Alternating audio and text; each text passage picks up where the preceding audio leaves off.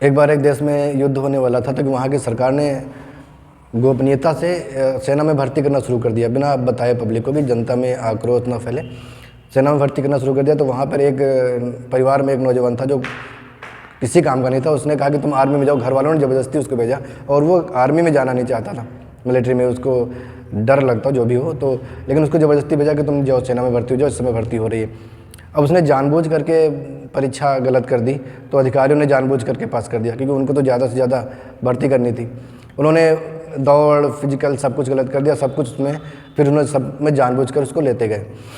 फिर बाद में जब मेडिकल टेस्ट हुआ और उसकी आँखों का जब जांच हुई, तो वहाँ पर अधिकारी बैठे और उसको बैठाला गया सामने, और एक बोर्ड रखा गया और उस पर कुछ अक्षर लिखे गए, और उससे कहा गया कि बेटा बताओ ये अक्षर कौन सा है, तो ये तुम्हें दिखाई पड़ रहा है? तो उसने बोला अक्षर, मुझे तो बोर्ड ही नहीं दिखाई दे रहा इतनी दूर से। तो बड़ा बोर्ड लाया गया और कहा गया आप देखो बड़ा अक्षर लिखा गया। कहा अब दिखा? तो उसने कहा नहीं दिख रहा। फिर और नज़दीक लाया गया, बोला अब तुमको बोर्ड दिखाई पड़ रहा है? बोला तो मुझे तो बोर्ड ही नहीं दिखाई पड़ रहा। तो उसको एक प्लेट दी गई, बोलो ये क्या है? तो उसने कहा ये मेरी चवन्नी तो नहीं जो परसों कहीं गिर गई थी, ये आपको कहाँ से मिली? अधिकारियों ने थक हार करके उसको निकाल दिया कि अब तुम तो कोई उपाय नहीं है, तुमको रखा नहीं जा सकता सेना में, तुम जा सकते हो। तो वो खुशी के मारे चला गया। जाके अगले दिन जाके किसी थिएटर में नाटक देखने लगा, नाटक या मूवी जो भी देखने लगा वो।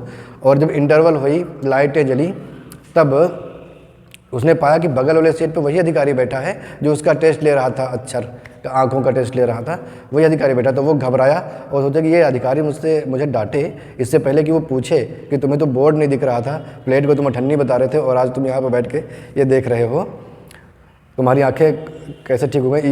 ये पूछता इससे पहले भी बोला कि महोदय ये बस कहाँ जा रही है?